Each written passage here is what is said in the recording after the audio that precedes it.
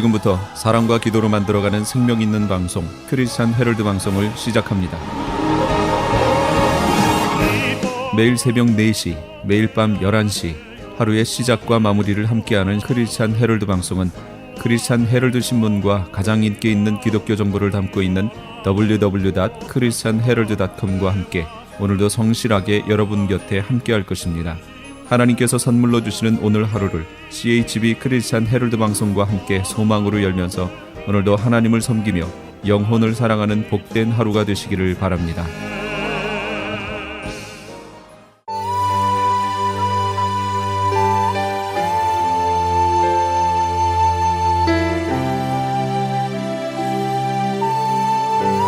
이 새벽을 주님과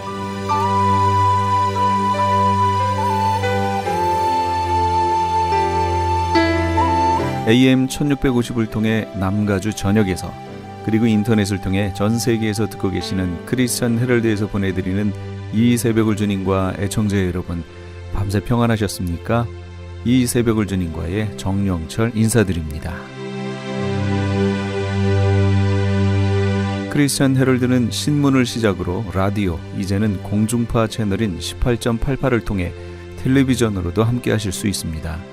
이 시간에 방송되는 모든 목사님들의 설교를 인터넷 웹사이트 www.chtv1888.org를 통해 다시 들으실 수 있습니다.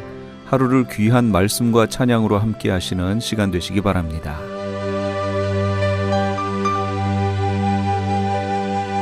이 시간에는 프레이즈 교회의 계시록 강의 시간입니다. 오늘은 마태복음 22장 1절에서 14절까지의 말씀을 본문으로 옷을 입으라 란 제목의 하나님의 말씀 전해주시겠습니다. 히브리인들은요, 제일 마지막에 제일 중요한 것을 갖다 놓습니다. 제일 마지막에. 그렇다면 이 성경도 편집을 할 때 제일 마지막 부분에 제일 중요한 걸 갖다 놨겠죠? 예, 그렇습니다. 제일 마지막 부분에 제일 중요한 걸 놓고요, 일반적으로 모든 사람들이 제일 마지막 부분에 결론을 놓습니다. 이게 최종적인 거예요.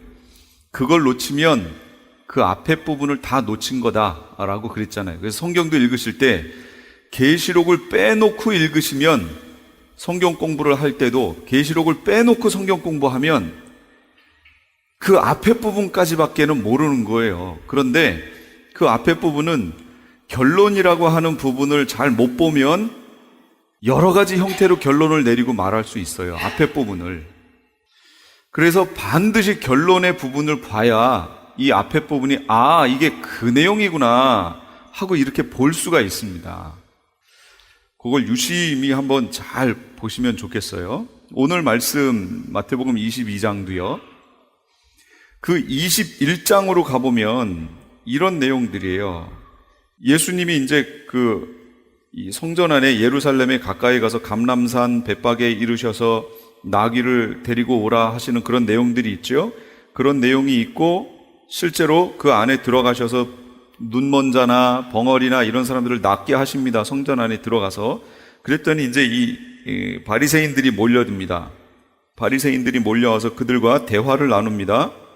그랬더니 21장 45절에 뭐라고 말씀하시냐면, 대제사장들과 바리새인들이 예수의 비유를 듣고 자기들을 가리켜 말씀하신 줄 알고 잡고자 하나 무리를 무서워하니 이는 그들이 예수를 선지자로 알미었더라. 이런 말씀이 나와요. 지금 예수님이 비유를 들어서 말씀하시는 이 비유의 대상이 자기들을 얘기하는구나를 알았어요. 화가 난 거죠. 자기들을 이제 그들 입장에서는 막 비꼬아버렸으니까 얼마나 마음이 상했겠어요? 그런 상태가 됐는데 22장으로 넘어오면서 예수님께서 다시 비유로 대답하여 이르시되 이런 거예요. 21장에서 사실은 이게 장절이 안 나눠져 있죠. 원래 성경은 장절이 안 나눠져 있어요. 그러니까 이어진 거예요. 지금 그 앞에 부분에서 대제사장들과 바리새인들에 대해서 예수님이 지적하시고, 그랬더니 바리새인과 대제사장이 자기들을 가르쳐 그랬구나 하고 이렇게 화가 지금 나 있는데 또 예수님이 비유로 말씀하시는 거예요. 천국은 마치 자기 아들을 위하여 혼인잔치를 베푼 어떤 임금과 같으니. 우리 계시록을 다 보셨으니까 지금 이 내용이 이해가 되시죠? 그냥 쑥 들어오잖아요. 예, 혼인잔치 맞잖아요, 이거. 뭐 꾸미고 뭐 할 것도 없어요. 그냥 이게 그냥 축 이해가 되잖아요. 옛날에는 이게 무슨 의미일까? 언제 막 이럴 텐데 계시록을 보고 보니까 그냥 쑥 흘러가죠. 여기 임금이 누구예요, 그러면? 예, 성부 하나님. 혼인잔치, 아들을 위하여 혼인잔치. 그 아들이 누구예요? 예수님 그냥 나오지요. 혼인잔치 언제 할 거예요? 계시록 보셨죠? 예, 그때 하실 거예요. 이 일이 지금 벌어졌어요. 그러면서 그 종들을 보내는 겁니다. 미리 그 종들을 보냈어요. 그래서 그 혼인잔치에 오라고 혼인잔치에서 청합니다. 그랬더니 그 사람들이 오기를 싫어해요. 처음에 예수님이 보냈던 그 대상자들이 오기를 싫어해요. 다른 종을 보냈어요. 그랬더니 이 사람들이 갑니다. 내가 오찬을 준비하고 살진 소를 잡고 막 짐승을 잡았으니까 모든 걸 갖춰놨으니까 혼인잔치에 오소서. 이 모습이 그려지시죠 지금? 그랬어요. 그랬더니 그들이 돌아보지도 않고 한 사람은 자기 밭으로 가고 한 사람은 자기 사업하러 가고 그 남은 자들을 종들이 잡아서 모욕하고 죽였어요. 그러니까 여기 지금 죽인 사람들이 다 누구예요? 여기 청함을 받은 사람들이 누구예요 지금? 요 내용 유대인들, 이스라엘 사람들한테 지금 얘기하신 거예요. 그 남은 종들을 막 죽였어요. 그래서 임금이 노해서 그 군대를 보내서 그 살인자들을 진멸하고 그 동네를 불살라 버렸어요. 이해가 되세요? 이게 지금 그려지세요? 실제 그렇게 하셨죠? 하셨어요? 그러니까 이건 비유지만 그냥 그대로 사실 그대로 얘기하셨죠. 지금 똑같이 얘기하셨습니다. 그 다음에 종들에게 얘기하시는 거예요. 혼인잔치는 준비되어 있는데 청한 사람들은 합당하지 않아요. 그러니까 네거리에 가서 사람들을 만나는 대로 혼인잔치에 청해 오라 그랬어요. 만나는 대로 데려오래요, 혼인잔치에. 그럼 여기서 만나는 대로 오라고 하는 그 만나는 사람들이 누구예요, 그러면? 이제. 그렇죠. 이방인 크리스찬이 되는 거죠, 이제. 이방인 크리스찬에게로 이게 넘어갔죠? 데려오라 그랬어요. 종들이 길에 나가 악한 자나 선한 자나 만나는 대로 데려오니 혼인잔치에 손님들이 가득 찼습니다. 그 다음에 임금이 손님들을 보러 들어갑니다. 혼인잔치가 마련되어 있고 들어갔어요. 근데 예복을 입지 않은 사람이 있어요. 이르되 친구여 어찌하여 예복을 입지 않고 여기 들어왔느냐 하니 그 사람이 아무 말도 못하거늘 그에게 뭐라고 그래요? 임금이 사원에게 이르되 그 손발을 묶어 바깥 어두운 데 내던지라. 거기서 슬피 울며 이를 갈게 되리라. 청함을 받은 자는 많되 택함을 입은 자는 적으니라. 이렇게 말씀하십니다. 지금까지 흐름이 물이 되는 거 없죠? 그냥 자연스럽게 흘러가죠. 계시록을 보고 나면 이런 내용들이 무리가 없이 그냥 쭉 흘러갑니다. 그런데 제가 여기서 언급하지 않은 부분이 하나가 있습니다. 그건 바로 여기 예복을 입었다, 입지 않았다 그 얘기예요. 그게 계시록에 나오거든요. 분명히 나옵니다. 자, 계시록 19장에 가시면 우리가 즐거워하고 크게 기뻐하며 그에게 영광을 돌리세요. 어린 양의 혼인 기약이 이르렀고 그의 아내가 자신을 준비하였으므로 그에게 빛나고 깨끗한 세마포 옷을 입도록 허락하셨으니 이 세마포 옷은 성도들의 옳은 행실이로다 하더라. 여기 옷 입는 거 나오죠? 옷 입는 거 나와요. 마태복음에서 예수님이 22장에 비유로 말씀하신 게 하나도 허튼 게 없이 그대로 하셨어요. 똑같이 비유라고 말씀하셨지만 어떤 왕이라는 비유를 들어서 하셨지만 실상은 계시록에 있는 내용 그대로 말씀하신 거예요. 여태까지 역사를 통해서. 옷 입는 얘기도 여기 나왔단 말이에요. 그래서 오늘 옷 입는 얘기를 조금 해보자 그런 얘기입니다. 이 옷이 결국은 계시록을 마치면서 성도들이 그럼 뭘 준비해야 되느냐, 깨어 있어라, 준비해라 라고 얘기하는데 뭘 준비해야 되느냐라는 부분을 얘기하는 거예요. 그러니까 사실상 결론 부분이에요. 이렇게 하고 준비하고 있어라, 그런 얘기가 되는 겁니다. 그래서 계시록을 봐야 되는 거예요. 자, 첫 번째, 태초 인간의 옷 상태. 처음 만들어졌을 때를 얘기합니다. 육적 몸은 벌거벗고 있었어요. 그렇죠? 예, 벌거벗고 있었어요. 영적 상태에 취해 있었기 때문에 육체에 벗었음을 알지 못했습니다. 수치, 부끄러움이 없는 상태였어요. 그때는. 그리고 영적인 옷을 입고 있는 상태였어요. 하나님의 형상으로 창조되었다라는 말이 그걸 말하고요. 영광, 영화, 성결의 옷을 입고 있었죠. 죄가 없는 상태였습니다. 그리고 온통 모든 것이 거기에 취해 있었기 때문에 자기의 육체에 벗었음을 알지 못했고 오직 모든 시선이 하나님께 향하고 있었어요. 그래서 하나님께 대해서 반응을 하고 하나님과 대화를 나누며 그것이 너무 자연스러운 상태였던 거예요. 지금은 어때요? 하나님과 대화한다는 상태가 이상한 상태고 이 땅을 바라보는 상태가 정상인 것처럼 보이지요. 그러나 우리 인간의 정상적인 상태는 이 땅을 육신의 정욕, 안목의 정욕, 이생의 자랑을 보는 게 정상이 아니고요. 모든 시선을 하나님을 바라보는 것이 이게 정상인 거예요, 원래가. 근데 우리 죄로 인해서 이게 지금 변질되어 버린 거죠. 그래서 자꾸 이 땅을 봐요. 무엇을 먹을까? 무엇을 마실까? 무엇을 입을까? 이게 우리의 온통 관심 아닌가요? 사실상. 근데 주님은 그러십니다. 이 모든 것은 이방인들이 구하는 것이라. 이 모든 것이 너희에게 있어야 한다는 것을 하나님 아신다, 그 얘기예요. 그러므로 너희는 먼저 그의 나라와 그의 의를 구하라. 그럼 이것을 더해 주시겠다. 이거는 더해 주시는 은혜인 거예요. 근데 우리가 덤으로 더해 주시는 것에 마음이 뺏겨서 그것만 이렇게 보는 거예요. 얼마나 선물을 많이 받나. 교회들이 요즘 말하는 게 그거잖아요. 거기에 자꾸 마음이 뺏겨 있어요. 실상 바라봐야 되는 하나님의 나라와 하나님의 영광은 바라보지 않고 이 땅에서 덤으로 주어지는 것에 마음 뺏겨가지고 본질을 바라보지 못한다. 그런 상태가 되어버렸다라는 거예요. 왜 그러면 이렇게 인간이 벌거벗게 됐느냐라는 겁니다. 첫째는 죄로 인해 영적 옷이 벌거벗겨졌기 때문이다 라고 할 수 있죠. 창세기 3장 10절에서 11절 시작. 내가 동산에서 하나님의 소리를 듣고 내가 벗었으므로 두려워하여 숨었나이다. 이르시되 누가 너의 벗었음을 내게 알렸느냐? 내가 내게 먹지 말라 명한 그 나무 열매를 내가 먹었느냐? 이렇게 말씀하십니다. 아니, 생각해 보세요. 아담과 하와가 벌거벗고 있지 않았어요? 원래? 벌거벗고 있었어요. 원래 뭐 입고 있었던 게 아니잖아요, 육체적으로. 근데 네가 벌거벗었다는 걸 누가 알게 했냐라고 이렇게 얘기합니다. 육체로 왜 마음이 이렇게 돌아섰냐? 그런 얘기죠. 뭐 때문에 그렇게 돌아서 버렸어요? 죄라고 하는 것 때문에 돌아섰습니다. 이제부터는 육체를 보기 시작해요. 사실 이 가린 거는 누구 때문에 가린 거예요? 죄 때문에 가렸는데 누구를 바라보고 가린 거예요? 부부끼리? 아니 그렇게 살아왔는데 또 난데없이 갑자기 부부끼리 너 저쪽 가가지고 무화과로 하고 나는 이쪽 가서 무화과로 하고 이렇게 같이 이렇게 요 나무에서 만나자. 그리고 만나서 같이 숨어 있었나요? 부끄럽다라는 것은 상대가 하나님이 돼버린 거예요. 부부끼리 무슨 부끄러워요. 하나님께 대해서 가리기 시작한 거예요. 하나님께.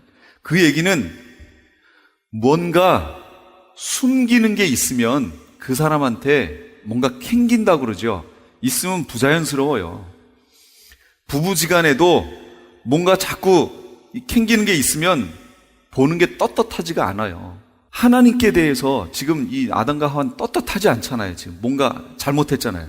그러니까 하나님 뵙기가 부끄러워지는 거예요. 수치스러워지는 거예요. 이게. 가리기 시작합니다. 스가랴 3장 3절에서 4절에도 여호수아가, 이건 대제사장 여호수아입니다. 우리가 알고 있는 여호수아서에 나오는 여호수아가 아니고 바벨론으로 포로로 간 70년 후에 이제 다시 돌아오게 되죠. 수룹바벨과 그때 그 당시에 대제사장이 여호수아였어요. 이름이. 그 여호수아, 대제사장 여호수아를 얘기하는 거예요. 이 여호수아가 더러운 옷을 입고 천사 앞에 섰는지라. 환상 중에 본 거예요. 여호와께서 자기 앞에 선지자들에게 명하사 그 더러운 옷을 벗기라 하시고, 그러니까 하나님 앞에 섰을 때는 더러운 옷을 입고는 설 수 없습니다. 하나님 앞에 대면하고 서야 되기 때문에 하나님이 그 옷을 벗겨버려라 이렇게 얘기하시는 거예요. 아담과 하와도 영적인 옷이 더럽혀져 버렸어요. 육체는 이미 벗고 있었고 영적인 옷이 더럽혀졌기 때문에 그것이 벗겨져 버린 거예요. 그러니까 수치스러운 거예요. 그런데 그걸 영적인 옷으로 가렸어야 되는데 아담과 하와는 이제 완전한 육체가 돼버렸기 때문에 그걸 가릴 수 있는 능력이 그들에게는 없습니다. 그래서 육체를 가리게 되는 거예요. 두 번째, 왜 인간이 벌거벗었는가? 죄의 근본인 선악과에 걸려 넘어졌기 때문에 그렇습니다. 세상 것, 그러니까 땅의 것에 걸려들면 옷이 벗겨집니다. 명심하셔야 돼요. 땅의 것에, 이 세상 것에 걸려들면 옷이 벗겨집니다. 에베소 교회가 칭찬을 많이 들었으나 8가지를 들었으나 한 가지에 걸려서 뭐예요? 그 내용이 너의 뭘 버렸다고요? 처음 사랑을 버렸느니라 그러시잖아요. 칭찬할 것이 되게 많은데 너의 행위도 알고 수고도 하고 인내도 알고 거짓 선지자 구별해낸 것, 니골라당의 교훈을 미워하는 것, 뭐 여러 가지 칭찬을 들었지만 하나에 걸렸어요. 하나. 그 하나에 걸렸는데 예수님이 뭐라고 그러시냐면 어디서 떨어진 것을, 어디에서 하나님께 대한, 예수님께 대한 사랑이 어디서 떨어졌는지 그걸 찾아내래요. 그 부분을. 우리 성도님들도 그렇지 않았나요? 처음 예수 믿었을 때는 막 어떤 상황이 돼도 거기 그냥 막 달려갈 수 있잖아요. 아무리 멀어도 택시 타고 기도원 가고 막 했잖아요. 뭐 걸리는 게 없었잖아요. 그런데 언제부턴가 이리 핑계 저리 핑계가 나오기 시작하고요. 여러 가지 이유가 달리면서 하나님께 나아가는 것이 조금씩 떨어져 나갔죠. 뭐 때문에 그렇냐라는 거예요. 그 안에 자녀들도 들어갈 수 있습니다. 자녀. 그 다음에 물질도 들어갈 수 있죠. 예전에는 아까운지 몰랐어요. 근데 이제 조금씩 뭔가 조금 아까워지기 시작해요. 물질도 들어갈 수 있습니다. 사업, 내 사업만 성공하게 해주면 했는데 그때는 막 그렇게 매달렸었는데 막상 성공하고 나니까 멀어져요. 그럼 그 사람한테는 그 사업이 그 문제인 거예요. 그 사업이 떨어지게 만들었던 요소인 거죠. 그런 것들. 하여튼 이 세상 것에 그거 무엇이 됐든지 간에 있습니다. 또 성도 간의 관계 면에서도 그럴 수 있어요. 옛날에는 그냥 하나님께 대한 사랑이 충만하니까 성도들을 다 사랑했는데 언제부턴가 이제 내가 드러나면서 성도와의 관계가 이렇게 뭔가에 걸리기 시작하는 거예요. 상대방의 성격이 보이기 시작하고 어떤 권사님, 어떤 집사님, 어떤 장로님의 뭐가 보이기 시작해요. 자꾸 이러면서 본인 스스로 시험에 들기 시작하는 거예요. 그래가지고 이제 거기서 문제가 되면 하나님과의 관계도 문제가 생겨요. 그러면서 점점 멀어지는 거죠. 그러니까 개인마다 하나님과의 사랑이 떨어진 게 다 달라요. 이유가. 그러니까 그걸 찾아내라 그 얘기예요. 그러니까 이 세상 것에 걸리시면 안 돼요. 아담과 하와도 이 세상 것에 걸려서 떨어지기 시작했어요. 걸리시면 안 됩니다. 창세기 3장 6절 여자가 그 나무를 본즉 먹음직도 하고 보암직도 하고 지혜롭게 할 만큼 탐스럽기도 한 나무인지라. 뭔가에 걸린 거죠 지금. 마태복음 4장 1절에서 11절 예수님이 40일 금식하신 후에 시험 받으시는 내용이 나옵니다. 돌을 떡덩이가 되게 해라. 성전에서 뛰어내려라. 산의 모든 영화를 보면서 나에게 경배하라. 이런 내용이 나오죠. 요게 바로 우리가 이 땅의 것을 보게 만드는 요소들이에요. 요 요소들이. 그 시험을 예수님은 다 통과하신 거예요. 그것도 말씀으로 통과하십니다. 사단이 와서 예수님께 이 돌을 떡덩이가 되게 하라 라고 그러니까 예수님이 뭐라고 그러세요? 그게 어디 있어요? 구약이 있잖아요. 그래서 예수님이 뭐라고 말씀하시고 시작해요? 그 말을 기록되었으되 이렇게 시작하십니다. 잘 보시면 기록되었으되 사람이 떡으로만 살 것이 아니요 하나님의 입으로 나오는 모든 말씀으로 살 것이니라 얘기하십니다. 그랬더니요 이 사단이 그 말을 딱 받아가지고요 높은 성전에 세워서 여기를 뛰어내리래요. 기록되었으되 사단이 그럽니다. 구약에 기록되었으되 시편에 네가 여기서 뛰어내리면 네 발이 돌에 부딪히지 않게 그의 천사들을 보내어 보호해 주실 것이다. 기록되어 있다. 라고 얘기해요. 그랬더니 예수님이 뭐라고 그러세요? 그렇죠. 또 기록되었으되 이렇게 얘기하십니다. 그렇게 됐을지라도 주 너의 하나님을 시험하지 말라 그랬다는 거예요. 그러니까 이 말씀을 보시면 예수님이 말도 안 되는 얘기 하지 말고 가! 이렇게 하신 게 아니에요. 하나님이 주신 말씀 가지고 그대로. 그러니까 우리가 말씀 모르면 어떻게 돼요? 넘어가는 거예요. 그 사단이 시킨 대로 해야 돼요. 말씀이잖아요, 그거. 그러니까 그 말씀대로 해야 돼요. 우리가 그래서 말씀을 제대로 알아야 됩니다. 계시록까지 그래서 봐야 돼요. 그렇지 않으면 놓쳐요. 그러니까 어디에서 내가 이 말씀을 놓쳤는지를 보라 그 얘기예요. 어느 부분에서. 요한일서 2장 16, 17절에도 이는 세상에 있는 모든 것이 육신의 정욕, 안목의 정욕, 이생의 자랑이니 다 아버지께로 쫓아온 것이 아니요 세상으로 쫓아온 것이라. 근데 왜 교회들이 자꾸 이거 강조하지요? 이걸 복이라고 강조를 하지요? 아버지께로 쫓아온 게 아니라는데, 세상으로 쫓아온 거라는데 자꾸 교회가 복의 내용을 이쪽으로 자꾸 지금 끌어가고 있죠. 이런 부분들을 우리가 유심히 봐야 될 필요가 있다는 거예요. 제가 저번에도 말씀드렸지만 만약에 여기서 말하는 이것들이 진짜 복이라면, 하나님이 우리에게 주시려고 했던 복이 바로 이런 것들이라면 예수님의 제자들은 누구예요 대체? 세상에나 저주 중에 저주받은 사람들 아니에요? 아니, 목 잘려 죽고 다 벗겨져서 죽고 십자가에 거꾸로 달려 죽고, 이건 뭐예요 이거? 자기 집도 없이 살다가 간 이 사람들, 유리방황하다가 양가죽을 뒤집어 쓰고 도망다니고, 아니 있을 곳이 없었어요. 저 깊은 무덤 속에, 카타콤이라는 무덤 속에 들어가 살았단 말이에요. 대체 그럼 이 사람들은 저주받은 사람들 아니냐 그 얘기죠. 그러니까 이 마지막 때에도 이제 그런 일이 벌어질 겁니다. 서서히 벌어질 거예요. 그래서요, 계시록에도 7장에 보시면 이런 말씀이 있어요. 7장에 보시면 7장은 두 개로 나눠집니다. 윗부분은 14만 4천 얘기가 나오고 밑에는 흰옷 입은 무리의 얘기가 나와요. 그럼 이 흰옷 입은 무리가 누구냐? 이 흰옷 입은 사람들이 결국은 나중에 예비처 갔다가 휴거되어 올라가는 사람들이 이 흰옷 입은 무리예요. 그럼 흰옷 입은 무리들이 어떻게 하고 있었나 보세요. 7장 16절, 그들이 다시는 줄이지 아니하며 목마르지 아니하고 해나 아무 뜨거운 기운에 상하지도 아니하리니. 그러니까요, 마지막 때에는 성도들이 이렇게 될 것이라는 거예요. 그러니까 제가 미리 말씀드릴게요. 예비처라고 해서요, 아주 배부르고요, 등 따숩고 아주 편안하게 그늘에서 이럴 거라고 생각하시지 마세요. 줄이고요, 목마르고 해나 뜨거운 기운에 상할 거예요. 그런 곳이 될 겁니다. 그러나 이때 뭐가 필요해요? 그러므로 인내가 필요하다. 성도들의 인내가 여기 있나니, 성도들의 인내하고 참아야 되는 거예요. 그래야 주님이 우리를 끝까지 인내한 자들을 불러 올리시는 겁니다. 이런 날이 될 거예요.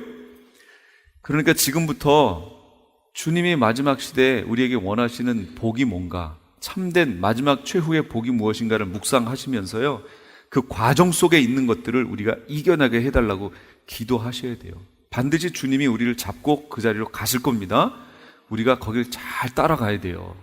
이스라엘 사람들처럼 40년 광야 생활에 들어갔던 20세 이상이 되었던 그들처럼 원망하지 마세요. 원망하지 마세요. 우린 40년은 아니잖아요. 그래도 3년 반이잖아요. 그러니 얼마나 다행이에요. 우리한테 40년 쫓아오라고 그러면 글쎄요, 여기 있는 20세 이상은 그 이스라엘 사람들과 똑같은 결과가 나오지 않을까 싶어요. 그런데 우리에겐 3년 반이에요. 지켜주시겠다고 그러셨어요. 꼭 기억하세요. 참아내야 됩니다. 인내하셔야 됩니다. 세 번째, 세상 것에 취하면 옷이 벌거벗겨집니다. 창세기 9장에 노아가 포도주를 마시고 취하여 그 장막 안에 벌거벗은지라 이렇게 나옵니다. 노아가 벌거벗었어요. 아니, 당대 의인이라 라고 얘기 나왔던 그 노아가 술에 취해 장막 안에서 벌거벗고 그것으로 말미암아 그의 세 자손 중에, 셈, 함, 야벳 중에 함의 밑에 가나안 족속이 그 후로 그 뒤로 쫙 해서 저주를 받는 그런 일이 벌어졌단 말이에요. 그래서 이 세상 것에 취하시면 안 됩니다. 무슨 일이 있어도 이 세상 것에 취하지 마세요. 자, 네 번째, 옷. 죄와 허물을 덮고 가리는 수단이 바로 옷이지요. 수치를 가리는 것, 그게 옷입니다. 그래서 창세기 9장 23절에 셈 야벳이 옷을 취하여 아비의 하체를 가려줍니다. 수치를 덮어주는 거죠. 에스겔 16장 8절에도 내 옷으로 너를 덮어 벌거벗은 것을 가리우고 이렇게 나옵니다. 그러니까 창세기에서 아담과 하와가 옷을 입었던 것이 수치를, 더러운 것을 가리는 역할을 했다라는 것을 알 수가 있겠지요. 벌거벗은 인간에 대한 처방, 인간 스스로의 처방, 인간 스스로는 어떻게 처방을 내렸느냐? 이에 그들의 눈이 밝아져 자기들이 벗은 줄을 알고 무화과 나무 잎을 엮어 치마로 삼았더라. 이렇게 얘기합니다. 스스로 가렸어요. 눈이 밝아져요?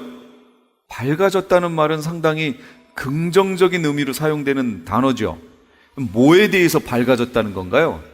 예전에는 영의 눈이 밝아서 하나님만 봤었는데 이제는 이 밝아졌다는 말이 이게 좀 표현이 육의 눈을 뜨기 시작했다. 이 세상을 보는 눈이 띄어졌다. 죄에 대해서 눈이 띄어졌다. 그런 얘기입니다. 예전엔 그런 눈이 없었거든요.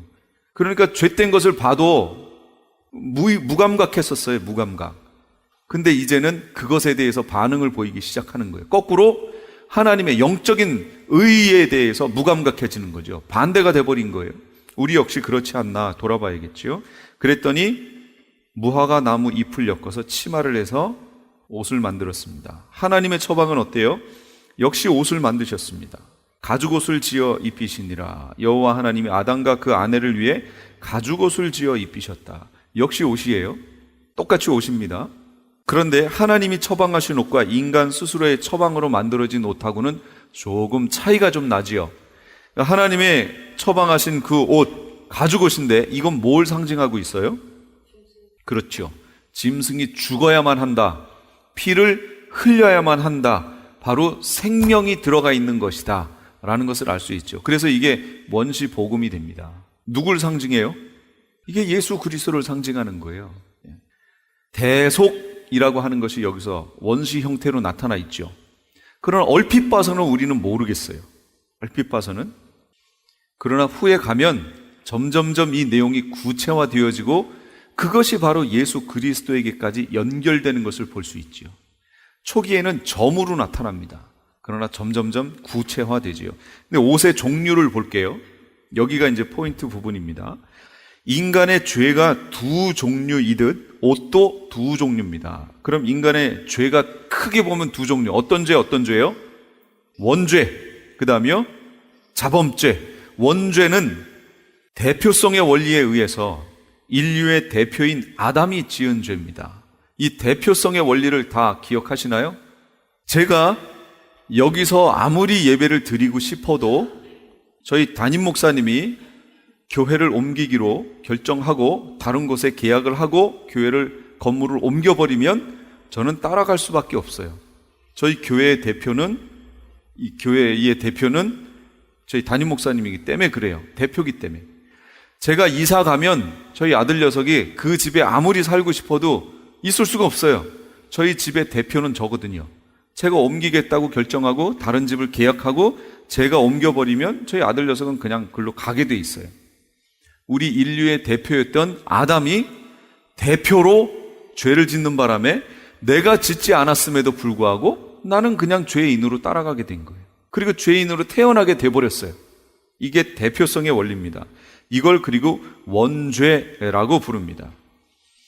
아담과 하와는 아담이 죄를 지음으로 이제는 마귀의 자녀로 그 다음 세대들은 태어나게 돼 있습니다. 아담의 입장에서는 구원을 상실한 거지요. 옷이 벗겨졌으니까 상실한 거고, 우리 입장에서는 처음부터 마귀의 자녀로 아예 태어나 버렸어요. 벌고 벗고 태어나 버린 거예요. 육체도 그렇지만 영적으로도 벌고 벗고 태어난 거예요. 아담은 처음에는 입고 있었어요. 그러나 벌고 벗겨졌지요. 우리는 아예 벌고 벗고 태어나는 겁니다. 이게 이해가 되시지요? 여기까지. 이걸 구원이라고 하는 단어로 넣어서 보면 아담과 하와는 구원을 상실하게 된 거죠. 그러나 우리는 아예 구원이 없는 상태에서 태어나게 된 겁니다. 마귀의 자녀로 태어나게 됐다. 그리고 이때의 옷을 우리는 속옷이라고 얘기할 수 있어요. 그것을 구원의 옷 어떻게 받아요? 믿음으로 받습니다. 자, 두 번째 죄는 자범죄라고 하는 것이 있어요. 자기 자신이 지은 행위의 죄를 말하는 거지요. 이사야 64장 6절 무릇 우리는 다 부정한 자 같아서 우리의 의는 다 더러운 옷 같으며 우리는 다 잎사귀같이 시들므로 우리의 죄악이 바람같이 우리를 몰아가나이다. 우리의 의는 다 더러운 옷 같다. 그래서 이때 입는 옷을 겉옷이라고 얘기할 수 있습니다. 의의 옷이다. 말씀을 지켜 행위로 믿음을 지켜내는 것을 얘기하고요. 이사야 61장 10절에는 이렇게 말씀합니다. 내가 여호와로 말미암아, 거기 같이 읽어볼까요? 시작. 내가 여호와로 말미암아 크게 기뻐하며 내 영혼이 나의 하나님으로 말미암아 즐거워하리니 이는 그가 구원의 옷을 내게 입히시며 공의의 겉옷을 내게 더하심이 신랑이 사모를 쓰며 신부가 자기 보석으로 단장함 같게 하셨음이라. 이렇게 얘기합니다. 여기 정확히 나오지요? 구원의 옷, 속옷이 있고요. 의의 겉옷이 있습니다. 이 두 가지를 다 입고 있어야 된다라는 얘기예요. 욥기 29장 14절에는 이런 말씀이 있어요. 한번 제가 찾아볼게요. 같이요. 앞에 있습니다. 시작. 내가 의를 옷으로 삼아 입었으며 나의 정의는 겉옷과 모자 같으니라. 그러니까 겉옷 얘기하는 겁니다. 지금 겉옷. 의를 옷 삼아 입었대요. 그리고 나의 정의는 겉옷과 모자 같다. 옳은 행위를 얘기하죠. 로마서 13장 14절에도요. 같이요. 시작. 오직 주 예수 그리스도로 옷 입고 정욕을 위하여 육신의 일을 도모하지 말라. 그러니까 도모하다, 이게 무슨 뜻인 줄 아시죠? 무엇인가를 이루려고 대책과 방법을 꾀하는 거, 그렇게 하지 말라. 육신의 일을 이루기 위해서 그걸 어떻게 이룰까 해가지고 막 대책과 방법을 막 강구하지 말라, 그런 얘기예요. 뭘 입어요? 오직 주 예수 그리스도로 옷 입으래요. 그렇게 하라는 거예요. 골로새서 3장 8절에서 14절인데요. 여기는 이제 잘 보세요. 8절에서 14절 하나하나 같이 볼게요. 시작. 이제는 너희가 이 모든 것을 벗어버리라. 곧 분함과 악의와 비방과 너희 입에 부끄러운 말이라. 너희가 서로 거짓말을 하지 말라. 옛사람과 그 행위를 벗어버리고 새 사람을 입었으니 이는 자기를 창조하신 이의 형상을 따라 지식에까지 새롭게 하심을 입은 자니라. 거기에는 헬라인이나 유대인이나 헬라파나 무할레파나 야만이나 수구디아인이나 종이나 자유인이 차별이 있을 수 없나니 오직 그리스도는 만유시요 만유 안에 계시니라. 그러므로 너희는 하나님이 택하신 거룩하고 사랑받는 자처럼 긍휼과 자비와 겸손과 온유와 오래 참음을 옷 입고 누가 누구에게 불만이 있거든 서로 용납하여 피차 용서하되 주께서 너희를 용서하신 것 같이 너희도 그리하고 이 모든 것 위에 사랑을 더하라. 이는 온전하게 매는 띠니라. 이렇게 얘기했습니다. 벗을 게 뭐예요? 벗을 거. 옛사람 벗어버리래죠. 바울은요 이렇게 입고 벗고 옷으로 비유를 많이 했어요. 왜 이렇게 할 수밖에 없었느냐면 바울은 요한계시록은요 바울이 이 말씀을 쓴 후에 쓰여진 거예요. 그 바울 서신은요 계시록이 나오기 전에 다 말씀을 기록합니다. 모든 것이 나온 후에 계시록이 기록됐어요. 그러니까 사실상 계시록에 나와 있는 이런 내용들을 바울 입장에서는 그 내용을 이렇게 가져온 게 아니에요. 그런데 바울 서신을 잘 보시면요 바울이 마지막에 있어야 할 일을 알고 있었다라는 것을 알 수 있죠. 그거 참 이상하지 않아요? 바울은 계시록 몰랐어요. 그때 안 나왔어요. 아직 기록이 안 됐기 때문에. 근데 바울은 다 알고 있었어요. 데살로니가라든지 고린도전서라든지 이런 데 보시면 그때 있어야 할 일 순서까지 정확히 얘기하고 있잖아요. 벌어질 일, 예수님이 어떻게 오신다는 것까지 정확히 얘기하고 있잖아요. 바울은 알고 있었어요. 어떻게 알았는지는 모르겠어요. 그러나 바울은 어디까지 갔다 왔다고요? 3층전까지 가서 말할 수 없는, 형용할 수 없는 그걸 다 보고 왔어요. 그러니까 바울이 이미 거기 가서 앞에 되어질 일들에 대한 계시를 다 봤던 거지요. 그리고 데살로니가 교회에게 내가 너희와 함께 있을 때 너희에게 미리 말했다라고 얘기합니다. 그러면서 언급하잖아요. 그러니까 바울은 이미 앞으로 되어질 일이 기록이 안 됐음에도 불구하고 자신이 보고 갔다 와서 다 얘기해 줬어요. 그 내용이 계시록에 이제 맞춰보니까 너무 잘 맞는 거예요. 그러니까 이게 하나님의 계시라는 걸 알 수 있지요. 이런 바울이요, 옷과 비유해서 자꾸 이 말씀을 증거하십니다. 그래서 여기서 벗을 게 뭐예요? 옛사람을 벗어버리래요. 옛사람을 어떻게 벗어버려요, 대체? 옛사람의 뭘 벗어버리라는 거예요? 옛사람의 그 행위, 옛사람이 나를 내가 품고 있었던 그 성품, 속성들, 그걸 벗어버리래요. 그러면서 그 예로 분함, 노여움, 악의, 비방, 너희 입에 부끄러운 말, 거짓말, 뭐 이런 거. 그래서 크리스찬들은요, 내가 손해보는 한이 있어도 정직해야 합니다. 내가 손해보는 한이 있어도 정직하셔야 돼요.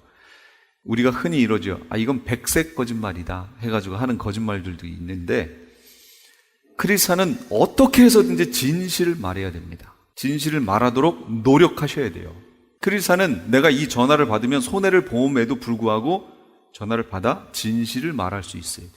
이게 크리스찬들의 삶이라는 거예요. 예전에는 그걸 안 하고 거짓말하고 속이고 막 이럴 수 있었겠지요?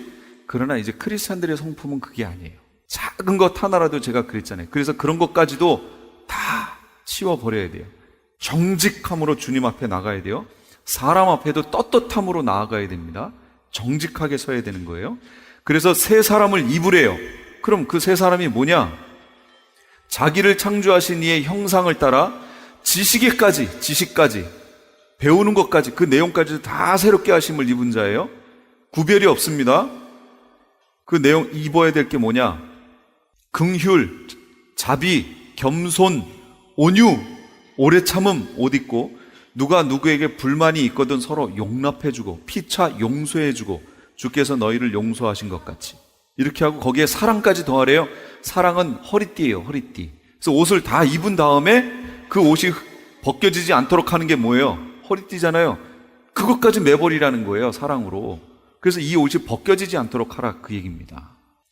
이걸 계속해서 우리에게 권면을 해주고 있어요, 바울이. 그래서 바울 서신 잘 보세요. 다 옷 입는 얘기예요. 신기하죠? 계시록의 마지막에 있을 내용과 맞고요. 예수님이 말씀하신 또 마태복음 22장에 있는 내용과 옷 입지 아니하는 자를 쫓아내는 내용과 또 만납니다. 이게 우연의 일치가 아니에요. 그 보고 온 거예요. 그런 내용들을. 옷을 입어야 돼요. 속옷과 겉옷을 입습니다.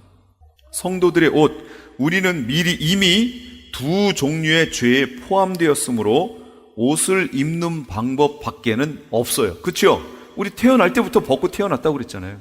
그러니까 그것도 입어야, 속옷도 입어야 되고요. 의의 겉옷도 입어야 돼요. 입는 수밖에 없어요. 그럼 언제 입어요? 세례받을 때 그리스도로 옷 입게 된다. 누구든지 그리스도와 합하기 위하여 세례를 받은 자는 그리스도로 옷 입었느니라. 이렇게 얘기합니다. 예수 그리스도를 영접하는 순간 옷 입게 됐다, 그 얘기입니다. 모든 옷을 입게 돼요. 그럼 이제 옷 입은 자의 자세는 어떻게 할까요? 옷을 더럽히지 말아야죠. 더럽히면 안 돼요. 계시록 3장 1절에서 4절. 내 하나님 앞에 내 행위에 온전한 것을 찾지 못하였노니 그러나 4대에 그 옷을 더럽히지 아니한 자 몇 명이 내게 있어 흰 옷을 입고 나와 함께 다니리니. 이렇게 얘기합니다. 이게 4대 교회 얘기예요. 4대 교회 얘기를 하면서 행위에 온전한 것을 찾지 못했다라고 지적하신 주님이 4절에 가서는 그러나 반대적인 거지요. 옷을 더럽히지 아니한 자가 있다, 이렇게 얘기하십니다. 그러니까 여기에 내 행위에 온전한 것을 찾지 못했다라는 말은 바로 뭐예요? 옷을 더럽혔다, 그 얘기가 되는 거죠, 결국은. 그래서 옷을 더럽히면 안 됩니다. 더럽히면 안 됩니다. 절대로 안 됩니다. 3장 5절에 이기는 자는 이와 같이 흰 옷을 입을 것이요 내가 그 이름을 생명책에서 결코 지우지 아니하고 이렇게 말씀하고 있어요. 흰옷은 그러니까 뭐와 관계 있냐면 생명책과 관계가 있다라는 겁니다. 흰옷이. 그러면 이렇게 얘기하실 수 있어요. 질문. 생명책? 그럼 생명책은 내가 예수 그리스도를 영접하는 순간 이미 기록된 거 아니에요? 이름이? 이미 기록이 돼 버렸잖아요. 근데 여기 흰 옷이 생명책과 관계에 있다면 생명책은 이 흰 옷은 겉옷, 행위를 얘기하고 있었는데 내 행위가 잘못됨으로 생명책에서 그럼 이름이 지워질 수 있다는 얘기냐? 그렇게 질문이 나올 수 있지요. 그렇잖아요, 실제. 생명책에 이름이 기록됐다는 얘기는 구원 얻었다는 얘기고 이 흰 옷을 입었다는 얘기는 생명책에 이름이 기록됐다는 얘기인데 근데 여기 보니까 이건 4대 교회에게 편지한 건데 교회라는 것은 이미 구원 얻은 무리들을 얘기하는 거 아니에요. 그런데 거기에 행위에 온전한 것을 찾지 못했다라고 옷이 더럽혀져 있는 이들에 대해서 지적하면서 그러나 옷을 더럽히지 않은 이들이 있다라고 얘기하시며 그 흰옷 입은 자들이 바로 나와 함께 다닐 것이다. 3장 5절에는 이기는 자는 이와 같이 흰옷을 입을 것이고 내가 그 이름을 생명책에서 결코 지우지 아니하리라 그렇게 말씀하셨잖아요.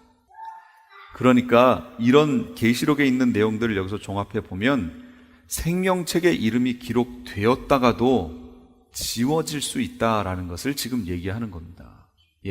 여기 나왔잖아요. 생명책에서 결코 지우지 아니하리라. 그럼 지워지는 일이 있어요, 없어요? 있으니까 지우지 않는다고 얘기하죠. 결코 생명책에서 지워지는 일이 없으면 아니 이게 왜 쓰여져 있냐 그 얘기예요. 그건 언급할 소지가 없는 거 아니에요. 지워지지 않으니까. 근데 지워지는 일이 있으니까 여기서 지우지 않는다라고 주님이 약속하시는 거예요. 누구에게요? 흰 옷을 입은 자에게 그렇게 하시겠다라는 거예요. 그러면 이런 질문이 나올 수 있죠. 옷이 더럽혀지면 어떻게 해요, 그러면? 아까 여호수아 대제사장이 옷이 더럽혀지니까 벗겨버렸잖아요. 그럼 우리도 옷이 더러워지면 어떻게 되는 거예요? 벗겨버려지잖아요. 그럼 생명책에서 이름이 지워진다 그 얘기예요. 이게 표현을 다르게 한 거지요. 옷이 벗겨졌다 그 얘기는 생명책에서 지워져 버렸다 그 얘기예요. 똑같은 얘기예요. 이게 다른 얘기가 아니고 흰옷 입는 것과 생명책 얘기는 같은 얘기였던 거예요. 그걸 다른 표현으로 썼을 뿐이지. 그래서 옷이 더럽혀지면 어떻게 해야 되느냐? 빨리 씻어야 돼요. 거기 나와 있잖아요. 계시록 22장 14절. 두루마기를 빠는 자들은 복이 있다. 이렇게 얘기합니다. 왜요? 생명나무에 나아가며 문들을 통해 성에 들어갈 권세를 얻기 때문이다. 생명나무에 나아간대요. 생명나무 옛날에 어디 있었어요? 에덴 동산에 있었죠. 근데 왜 그 두루도는 화형검으로 이 생명나무의 길을 막았어요? 이들이 죄를 품은 상태로 생명나무를 먹고 영생할까 하노라. 아니 영생을 주는 열매가 여기 있어요. 지금 우리 상태로 그 열매를 따서 먹으면 그게 복일까요, 저주일까요? 그건 저주입니다. 진짜 말할 수 없는 저주예요. 지금 몸 상태로 영원히 사시고 싶으세요? 지금 이 상태로요? 저는 아닌데요. 이 상태로 영원히 살라 그러면 그건 복이 아니에요. 저주예요. 하나님이 이들이 이 죄를 품은 상태로 영원히 살까 하노라. 그래서 생명나무의 길을 막아버리십니다. 그러니까 생명나무의 길을 막은 것이 복인 거예요. 뭐 하신 다음에 이 생명나무를 주실 거예요? 이 죄의 문제를 해결하고 그 다음에 생명나무를 주셔야죠. 그 내용이 지금 여기 계시록에 나와서 실현되는 거예요. 그 막았던 길을 이제 여기에서 열어주시는 거예요. 그 장면이에요. 지금 이런 장면들이요. 그러려면 거기에 들어가려면 어떻게 하라고요? 두루마기를 빠르래요. 두루마기를 빠는 자가 복이 출애굽기 19장 14절. 모세가 산에서 내려와 백성들에게 이르러 백성을 성결하게 하니 그들이 자기 옷을 빨더라. 빠셔야 됩니다. 그러면 옷을 어디다 씻어야 하나? 어디다 빨아야 돼요? 계시록 7장 14절 같이요. 거기 있는 거 시작. 어린 양의 피에 그 옷을 씻어 희게 하였느니라. 계시록 7장이면 아까 뭐라고 그랬어요? 흰옷 입은 무리 얘기했죠. 이 흰옷 입은 무리들이 거기에 왜 가 있어요? 14만 4천과 이 밑에 있는 흰옷 입은 무리가 거기에 왜 올라가 있어요? 어린 양의 피에 그 옷을 씻어 희게 했기 때문에 가 있는 거예요. 거기 지금 이 작업이 지금 이 마지막 시대 교회 성도들에게 필요하다 그 얘기입니다. 교회가 크냐 적으냐가 문제가 아니에요. 아무리 커도요, 그 안에는 온통 더러워진 옷을 입고 와 있는 사람들 투성이에요. 실제 교회가 지금 옷을 빨고 준비되어 있는, 지금이라도 예수님 오시면 아멘 주 예수여 오시옵소서 하고 갈 수 있는 옷을 빨고 오늘도 준비하고 있는 영혼이 별로 없다 그 얘기입니다. 탈북했던 어떤 분이 실제 남한에 와서 이걸 보고 큰 교회로 갔는데, 하나님이 보여주시는데 그 큰 교회에 흰 옷 입고 옷을 빨고 준비하고 있는 사람이 10명 남짓 하더라는 거예요. 탈북했던 이 사람이 자기 다시 북한으로 가고 싶다고, 북한에 있는 지하교회로 다시 가고 싶다고 그렇게 고백했잖아요. 남한에 오면 뭐해요? 교회가 많으면 사람이 많으면 뭐해요? 준비되어 있는 영혼들이 없어요. 그래서 그걸 준비하라 그 얘기예요. 이 계시록의 내용은 그걸 준비하라. 준비하고 기다려야 됩니다. 옷을 씻는다라는 것, 이게 실제적인 의미는 뭐라고요?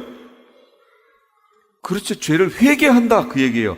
그래서 마지막을 준비하는 사람들이 교회에서 선포돼 때를 따라 양식을 나눠줄 자가 누구냐 할 때, 그 때에 맞는 양식은, 지금 이 때에 맞는 양식은 뭐냐? 그건 예수 믿고 가난했을 때, 우리 6, 70년 막 이랬을 때는 복 받아라 해가지고 막 이거였지만, 지금 시대의 복은 그게 아니고요, 회개하라예요. 이게 복이에요. 지금은 회개하라. 예수님이 처음 오셨을 때도, 초림하셨을 때도, 그때도 세례 요한과 예수님이 첫 말씀이 뭐였어요? 회개하라, 천국이 가까웠느니라. 지금도요, 예수님의 재림을 기다리고 있는 바로 이때에도 우리가 외쳐야 할 내용은 회개하라, 천국이 가까웠느니라, 이겁니다. 회개하고 준비하고 있어야 돼요. 절대 이 땅의 것에 마음을 빼앗기고 있으면 안 됩니다. 그럼 옷이 벗겨집니다. 육체의 정욕, 안목의 정욕, 이생의 자랑에 우리의 마음이 뺏겨버리면, 그러면 아담과 하와처럼 옷이 벗겨져 버립니다. 절대로 명심하세요. 이 땅의 것 보지 마세요. 이 땅의 것은 잠깐이에요. 흘러가고 끝나버릴 거예요. 저 하늘의 것을 보셔야 됩니다. 그렇게 준비하셔야 돼요. 그런데 4번, 만약 옷이 벗겨지면 어떻게 해야 되냐, 그런 얘기죠. 계시록 3장 17절, 내가 말하기를 나는 부자라 부유하여 부족한 것이 없다 하나 네 곤고한 것과 가련한 것과 가난한 것과 눈먼 것과 벌거벗은 것을 알지 못하도다. 벌거벗었대요. 이거 어떻게 해요? 계시록 3장 17절 말씀인데요. 벌거벗었으면 이제 어떻게 하면 돼요? 옷을 입어야죠. 다시. 이게 이제 마지막 라오디게아의 교회의 모습입니다. 세대주의에서는 7교회를 7세대로 나눕니다. 제일 이제 그 초대교회 시대, 그 다음에 순교 시대, 뭐 이런 식으로 쭉 나눠서 마지막이 라오디게 교회 시대가 지금 우리 시대라고 얘기를 해요. 근데 이렇게 보기에는 우리에게 유익이 별로 없습니다. 그러면 초대교회, 에베소 교회는 초대교회거든요. 그럼 우리 지금 현대교회는 뭐 처음 사랑을 다 갖고 있나요? 그거 아니잖아요. 그러니까 이렇게 세대별로 나눠버리면 어떤 신학적인 접근을 하기에는 좋을지 몰라도, 우리 지금 현재를 살고 있는 우리에게 적용할 때에는 참 문제가 됩니다. 여기 있는 7교회 얘기는 모든 시대를 향한, 그리고 특히 말세를 살고 있는 우리 교회, 모든 교회를 향한 말씀으로 받아들여야 됩니다. 처음 사랑이 있나 없나 그걸 다시 확인해 봐야 되고, 이 라오디게아 교회에게 말씀하시는 것처럼 차지도 않고 뜨겁지도 않다, 뭐 이런 말씀들, 스스로 부자라고 얘기하지만 가난하다 이렇게 얘기하시는 이 내용, 바로 우리에게 하시는 말씀이다. 혹시 내가 이 중에 걸려있지 않나 보셔야 되는 거예요. 벌거 벗겨져 있는 교회의 상태는 아닌가, 우리 교회가, 또 내가 그런 상태는 아닌가 돌아봐야 돼요. 그래서 16장 15절, 보라 내가 도둑같이 오리니 누구든지 깨어 자기 옷을 지켜 벌거벗고 다니지 아니하며 자기의 부끄러움을 보이지 아니하는 자는 복이 있다, 이렇게 얘기하잖아요. 다 옷 얘기죠. 지금 깨어 자기 옷을 지키래요. 옷을 지키래요. 아까 흰 옷이 뭐랑 관계 있다고 그랬죠? 예, 생명책하고 관계 있다고 그랬잖아요. 그러니까 여기서 옷을 지켜라 라는 얘기는 생명책에 기록되어 있는 그 이름을 지키라, 지켜내라 그 얘기예요. 그럼 그걸 다시 말하면 뭐랑 통하는 거예요? 구원은 믿음으로 받고 행위로 지켜내는 거다라는 거지요. 한번 구원은 끝. 나는 이제 하나님 백성. 그 후에 내가 어떻게 살아도 나는 그냥 다 천국에 무조건 간다. 이렇게 보셨다간 큰일 난다. 그 얘기입니다. 그래서 계시록을 보라고 얘기하는 거예요. 계시록이 지금 그 부분을 지적하고 있는 거예요. 그걸 옷이라고 하는 측면에서 계속 지적하는 거예요. 옷이 더럽혀지면 아까 여호수아 대제사장 옷이 어떻게 됐어요? 벗겨져 버렸잖아요. 그것처럼 성도라고 처음에 믿음을 통해 성도가 됐지만 자기 마음대로 살아서 그 옷이 더럽혀지면 주님 앞에서 그 옷이 벗겨져 버려요. 그럼 옷이 벗겨진다는 얘기가 아까 뭐라 그랬어요? 생명책에서 이름이 지워지는 거랑 똑같다고 그랬잖아요. 그러니까 그렇게 되지 않도록 지켜내라 그 얘기입니다. 예수님이 이 계시록 16장 15절에 있는 그 말씀이 그거 아니에요. 계속 16장 보라 내가 도둑같이 오는데 아무도 모르게 갑자기 올 건데 누구든지 깨어서 자기 옷을 지켜 벌거벗고 다니지 아니하며 자기의 부끄러움을 보이지 아니하는 자가 복이 있다. 벌거벗고 다니지 말라 그 얘기예요. 벌거벗고 다니지 말란 얘긴 벌거벗고 다닐 사람들이 있다 그 얘기예요. 교회 안에. 아니 이거는 안 믿는 사람들은 여기에 들어오지도 않아요. 언급도 안 하셨어요. 믿는다라고 하는 이들한테 지금 얘기하는 거예요. 그러니까 우리에게 얼마나 우리가 중요하게 여겨야 할 말씀이냐라는 거지요. 여길 봐야 앞에가 해결된다고 제가 그랬습니다. 멸망받게 되는 수순, 호세아 2장 3절. 그렇지 아니하면 내가 그를 벌거 벗겨서 그 나던 날과 같게 할 것이요 그로 광야같이 되게 하며 마른 땅같이 되게 하여 목말라 죽게 할 것이다. 벌거 벗겨서 죽게 할 것이다. 벌거 벗기는 거예요. 멸망받는 수순입니다. 누구든지 깨어 자기 옷을 지켜 벌거벗고 다니지 아니하며, 그러니까 벌거벗으면 죽는 거예요. 생명을 잃는 거예요. 그럼 이제 어떻게 하면 될까요? 옷을 사야 돼요. 옷을 사야 돼요. 처음 구원의 옷을 입었었던 때를 기억하고요. 옷을 사야 됩니다. 그럼 옷을 사는 것도 때가 있어요. 처음에는요, 예수 그리스도 앞에 나와 회개함으로 옷을 바로 구입이 됩니다. 그런데 여기 라우디게아 교회도 보시면 벌거 벗은 것을 알지 못하도다 이랬잖아요. 그러니까 라우디게아 교회가 옷을 벗고 있었다 그 얘기예요. 그들에게 지금 주는 권면이에요. 3장 18절에 내가 너를 권하노니 내게서 불로 연단한 금을 사서 부요하게 하고 흰 옷을 사서 입어 벌거벗은 수치를 보이지 않게 하고 안약을 사서 눈에 발라 보게 하라. 어떻게 하라고요? 벌거벗었으면 흰 옷을 어떻게 하래요? 사래요. 사서 다시 입으래요. 마태복음 25장 9절에도 슬기 있는 자들이 대답하여 이르되 우리와 너희가 쓰기에 다 부족할까 하노니 차라리 파는 자들에게 가서 너희 쓸 것을 사라 이렇게 얘기하십니다. 사래요. 지금까지 LA 한인타운에 있는 프레이즈 교회의 요한계시록 강의였습니다. 오늘 말씀의 뒷부분은 목요일 새벽 4시에 들으실 수 있습니다. 프레이즈 교회에서는 현재 요한계시록 2차 강해가 7월 10일부터 10월 말까지 진행 중에 있습니다. 시간은 매주 주일 오후 2시나 매주 금요일 오후 7시입니다. 요한계시록 강해를 듣기 원하시는 성도님들은 2668 웨스트 피코 블루버드 피코와 켄모어가 만나는 곳에 있는 프레이즈 교회로 오시거나 전화 213-700-9833번으로 문의하시기 바랍니다. 시민권 신청, 부모님, 배우자, 자녀 영주권 신청, 취업이민, 종교이민, 학생비자, 신분 변경, 추방유예, 결혼, 공증. 인생이 달린 이 모든 일 어디에 맡겨야 할까요? 한인타운 연장자 센터의 모츠기관인 주눈사랑채 이민법률센터에 맡기세요. 21년 이민법 경력의 박창영 이민국 공인변호인이 성심을 다해 도와드립니다. 올림픽과 윌튼 323-735-7888 323-735-7888.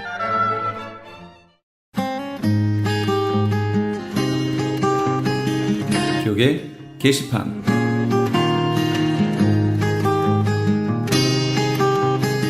미 동부 버지니아에 있는 서울 장로교회에서 담임 목사를 청빙합니다. 학력은 MDB 이상이고 목사 안수를 받은 후 5년 이상의 목회 경력과 KPCA 해외 한인 장로교회 교단 가입의 결격 사유가 없으시고 영어가 가능하셔야 합니다. 그 외 제출 서류와 방법 및 문의사항은 크리스천 헤럴드 홈페이지 CHTV 1888.org를 참조하시기 바랍니다. 제출 마감은 9월 30일까지입니다. 여술은 기독학교에서 9학년에서 12학년까지 고등학생을 모집합니다. 여술은 기독학교는 선교사 및 목회자 자녀를 대상으로 믿음과 지식, 암과 삶이 동일한 올바른 자녀를 양육하며 그들이 세상에 나갈 수 있도록 준비하는 것을 도와주며 더 나아가 하나님의 나라와 그 일을 위해 자신의 삶을 드릴 수 있는 그리스도의 진정한 군사들을 길러내는 것을 목적으로 합니다.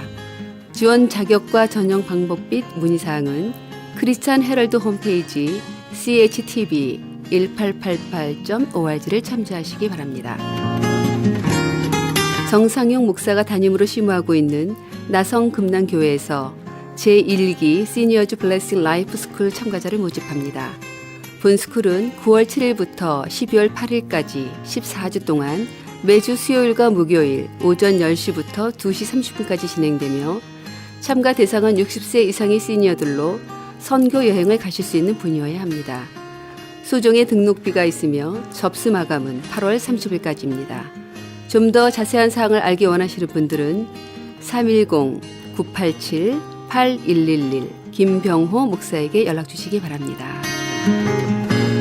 미주 한인회 총연합회가 주관하고 이방석 박사의 강의로 진행되는 한 달 영어 통달법이 대흥장로교회에서 진행 중에 있습니다. 구구단을 외우면 모든 숫자들의 곱셈이 다 해결되듯 한 달 영어 통달법 과정을 마치면 미 국무성의 900문장 표준 영어 문장을 토대로 무한대의 영어 문장을 자유자재로 설교하고 말할 수 있습니다. 좀 더 자세한 문의는 678-922-8607 678-922-8607번으로 문의하시기 바랍니다. LA 한인타운에 있는 프레이즈 교회에서 매주 주일 오후 2시와 매주 금요일 오후 7시에 요한계시록 2차 강해가 10월 말까지 진행됩니다. 이방 교회와 대체 신앙으로 인해 가려진 이스라엘과는 어떠한 관계가 있는가? 우리가 왜 이스라엘을 알아야 하는가? 이스라엘을 통해 약속하신 하나님의 시간표는 어떻게 되는가 등 말세를 사는 우리들이 지켜보고 준비해야 하는 것들이 무엇이 있는지를 함께 고민하고 나눠보는 시간이 될 것입니다. 요한계시록 강의를 듣기 원하시는 성도님들은 2668 웨스트 피코 블루바드 피코와 캔무어가 만나는 곳에 있는 프레이즈 교회로 오시거나 전화 213-700-9833으로 문의하시기 바랍니다.